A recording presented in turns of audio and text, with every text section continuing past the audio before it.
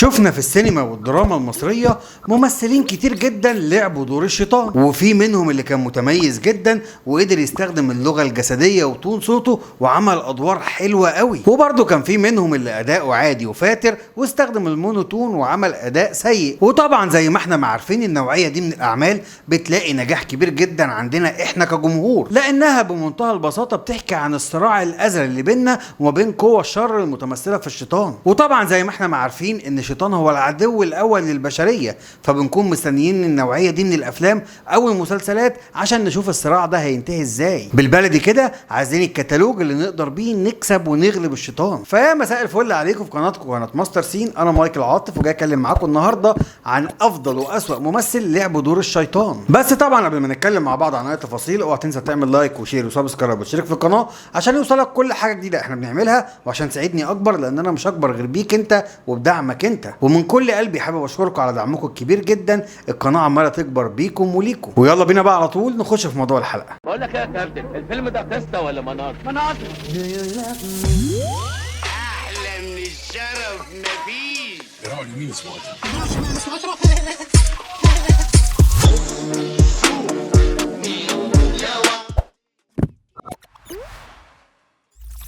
في الحلقة دي هنتكلم عن الأعمال بالترتيب الزمني من الأقدم للأحدث، عشان كده هتلاقي إن أول واحد معايا هو يوسف بيك وهبي اللي لعب شخصية الشيطان في فيلم سفير جهنم سنة 1945.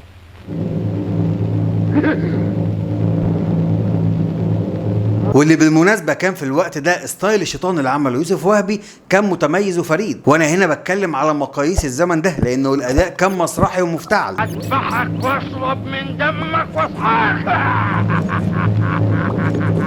يمكن لو انت بتتفرج على الفيلم بعيون مختلفة النهاردة ما يعجبكش الاداء المسرحي ده، لكن في وقتها يوسف وهبي عمل واحد من احسن تجسيد الادوار بالنسبة للشيطان. وتاني ممثل معايا هو محمود المليجي اللي لعب دور الشيطان في الموعد مع ابليس، واللي تم انتاجه سنة 1955، وكنا اتكلمنا عنه قبل كده في حلقة سابقة لما اتكلمنا عن افلام الفانتازيا، ولو انت ما كنت شفت الحلقة تقدر تروح تشوفها من هنا. ومحمود المليجي في الفيلم ده بيعمل واحد من اروع الادوار اللي جسد فيها شخصية الشيطان. امضي على الاتفاق، امضي وانت ترد لي الجميل وتكسب الثروه كلها. قدر يستخدم كل امكانياته التمثيليه والجسديه والصوتيه وعمل واحد من اجمل وامتع ادواره. واللي فيكم ما يعرفش القصه هي بمنتهى البساطه مقتبسه عن قصه فاوست الالمانيه، ان في واحد بيعمل عقد مع الشيطان بعد كده بيختلف معاه فبيرجع لربنا تاني. مهم جدا تشوف الفيلم ده لو ما كنتش شفته، لان في معركه تمثيليه قويه جدا بمحمود المليجي وزكي رستم. اما الممثل اللي معايا بعد كده هو عادل ادهم اللي عمل دور متميز قوي في فيلم المراه التي غلبت الشيطان سنه 1973. اصلهم دايما بيرسموني بقرنين وعناية بتطلع شرار، بس ده مش صحيح. وكده كده عادل ادهم بيتميز ان هو ليه اسلوب منفرد وخاص بيه هو بس في التجسيد والتشخيص، وهو عمل كده فعلا في الفيلم ده. شفنا الشيطان برؤيه جديده وستايل جديد، واللي بالمناسبه بعتبره واحد من احلى اداءات عادل ادهم. اما الممثل اللي معايا بعد كده اللي لعب دور الشيطان فهو كان جميل راتب في مسلسل الكعبه المشرفه سنه 1981. اللي ما شافش جميل راتب في المسلسل ده فايته كتير قوي. طول عمرنا متعودين على جميل راتب بيطلع راجل باشا او بيه او حتى معلم، المهم ان هو بيبقى غني وراجل ارستقراط. عايزك بقى تروح تتفرج عليه وهو بيلعب دور الشيطان. ثم مسخني ربي شيطانا رجيما وطردني من الجنة. خد الموضوع في حتة تانية خالص، حقيقة أنا كنت مستمتع بيه جدا جدا. أما الممثل اللي معايا بعد كده هو الأستاذ الكبير عادل إمام عن فيلم الإنس والجن اللي اتعمل سنة 1985. كلنا فاكرين الفيلم ده كويس قوي بتاع عادل إمام ويسرا. كان موضوع إن إحنا نشخص الجن بالستايل ده والإفكتات والمؤثرات البصرية دي كان جديد علينا وكان متقدم حلو قوي.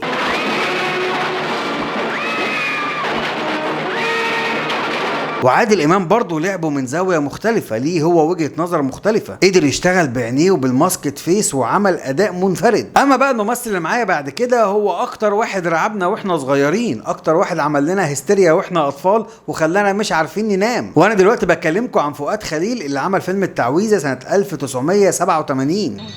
جعلنا في أعناقهم أغلالا فهي إلى الأطفال فهم مطرحون وجعلنا من بين أيديهم سدا. أنا مش عارف أنت شفتوا الفيلم ولا لأ، بس كان ساعتها فؤاد خليل عامل أكبر إفكت بصري أو أكبر مكياج كان معمول في ساعتها. كنا بنشوف فؤاد خليل بيقطع وشه وبيخرج وشه الحقيقي الشيطاني، وبعد كده بتحول لشيطان كبير أحمر وقرونه بسم الله ما شاء الله كانت قد كده.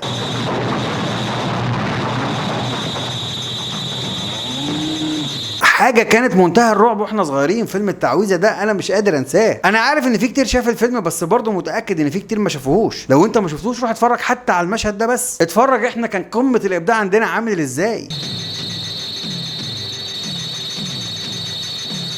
وازاي مشهد صغير زي ده كان كفيل ان هو يخلينا ما نعرفش ننام. والممثل اللي معايا بعد كده هو حسين فهمي عن فيلم اختفاء جعفر المصري اللي تم انتاجه سنه 1998، واللي بالمناسبه الفيلم ده مش واخد حقه خالص. وكان حسين فهمي بيلعب دور الشيطان مع نور الشريف. نور الشريف كان انسان وشيطان بيظهر له وبيعرض عليه صفقه، نفس الفكره بتاعه فاوست. لكن اداء حسين فهمي كان حلو جدا وكان متميز، ورغم ان حسين فهمي كان ليه دور تاني في الفيلم لكنه قدر يفصل في الاداء بين الشخصيتين، ودي حاجه تحسب له طبعا. أنا اللي بيوسوس في صدور الناس وبيغويهم في ساعات اليأس.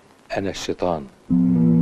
ولكن بما اننا بنتكلم على اداء الشيطان فهو حسين فهمي عمل اداء حلو جدا. وزي ما قلت لك ان الفيلم ده مش واخد حقه، ولازم تروح تتفرج عليه وتتفرج على الاداء التمثيلي بتاع حسين فهمي ونور الشريف. اما اللي معايا بعد كده هو خالد صالح عن فيلم الريس عمر حرب اللي تم انتاجه سنه 2008. ومن وجهه نظر الشخصيه ده واحد من احسن الاداءات اللي اتلعبت في تاريخ السينما في دور الشيطان. ده عنده مستوى معين من السلطه، انت بتزهد في كل شيء، الفلوس والممتلكات. خالد صالح وصل لقمة الإبداع والإتقان. أنا كنت قاعد مستمتع بيه جدا، لأن بمنتهى البساطة الشيطان مش لازم يكون عنده قرون ولونه أحمر أو أخضر عشان تخاف منه أو عشان يبقى هو ده شكله الحقيقي. الشيطان ممكن يكون بني آدم عايش معانا ووسطينا عادي جدا. الناس خايفين يا خالد وحاسين بالأمان عندي أنا.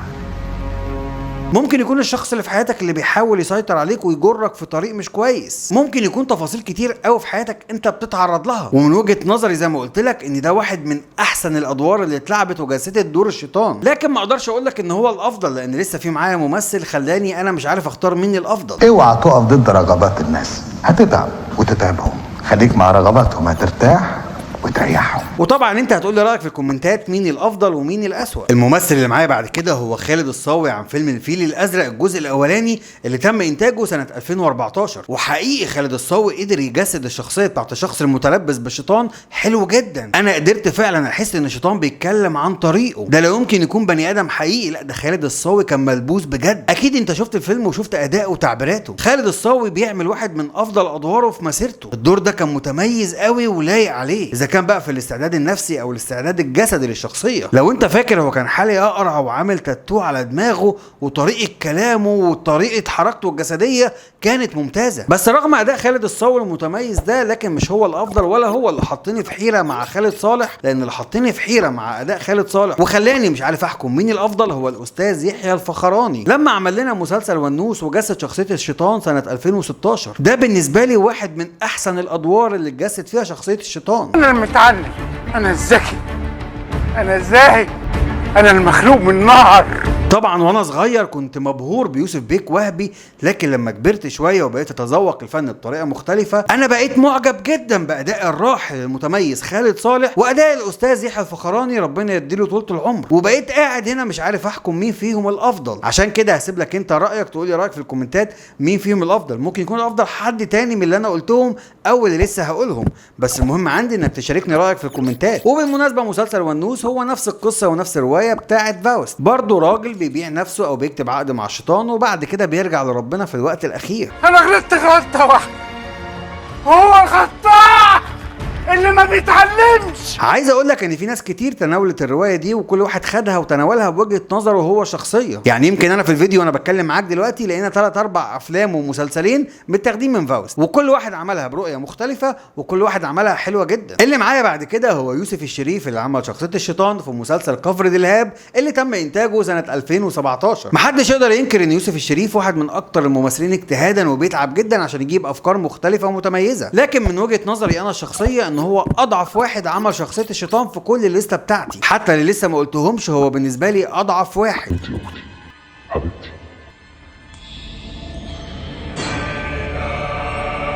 وعموما ده رايي انا الشخصي، ممكن يكون انت ليك راي تاني وانا احب اسمعه في الكومنتات. وبعد كده بتيجي سنه 2021 وبيتم انتاج اول جزء من مسلسلات او من سلسله مسلسلات المداح، اللي طبعا بيكون بطلها حماده هلال، وبيكون كل جزء فيه شيطان مختلف. فعندك مثلا في الجزء الاولاني بتاع 2021 كان معانا احمد وفيق هو اللي بيلعب دور الشيطان. اما في الجزء الثاني اللي تم انتاجه سنه 2022 كان بتلعب دور الشيطان سهر الصايغ، واللي بالمناسبه عجبني ادائها جدا في الدور ده، واللي بالمناسبه برضو انا بحبها جدا كده وشايف انها واحده من اكتر المواهب اللي موجوده في مصر، بس لسه ما خدتش حقها وما خدتش الفرصه الكامله. وبعد كده سنه 2023 بتيجي لوسي وبتعمل شخصيه هند بنت الاحمر، وانا شايف ان لولا المكياج والميك اب والساوند افكت والموسيقى وكل المؤثرات دي كان هيبقى واحد من اضعف الكاركترات اللي عملت شخصيه الشيطان. وبعد كده بيجي لنا فتحي عبد الوهاب في دور قزح في اخر رمضان هل علينا رمضان 24، وبيعمل واحد من احسن ادوار الشيطان اللي انا شفتها في حياتي. وبس يا معلم احنا وصلنا لحد 2024، مفيش ادوار تانية حصلت. لما تحصل حاجه جديده هبقى اتكلم معاك عليها، بس لحد ما احنا وقفنا كده عايزك تقول لي مين الاسوأ من وجهه نظرك. انا قلت لك وجهه نظري ان انا شايف يوسف الشريف هو اضعف واحد عمل شخصيه الشيطان. اما بقى جايزه افضل ممثل لعب دور الشيطان هتروح بالتساوي للراحل الاستاذ خالد صالح وللدكتور يحيى الفخراني ربنا يديله طول العمر. الاثنين دول اكتر اتنين لعبوا دور الشيطان بتميز، اكتر اتنين عجبوني وحسيت ان هم مختلفين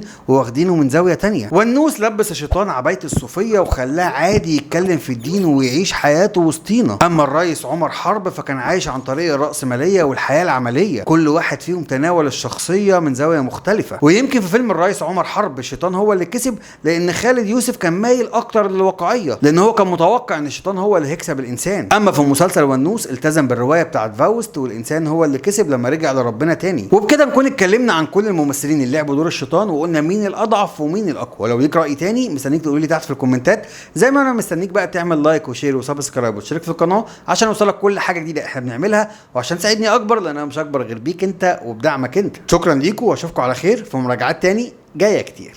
لا بس قول لي رايك بامانه، انا لابس احمر اهو عشان يبقى في ماتشنج مع موضوع الحلقه، شيطان بقى واحمر، المفروض اكتر الاحمر في الاضاءه تمام ولا ايه؟ ما نزودش احمر او حلو كده؟ يلا نشوت، يلا 3 2 اكشن. انا بابا يلا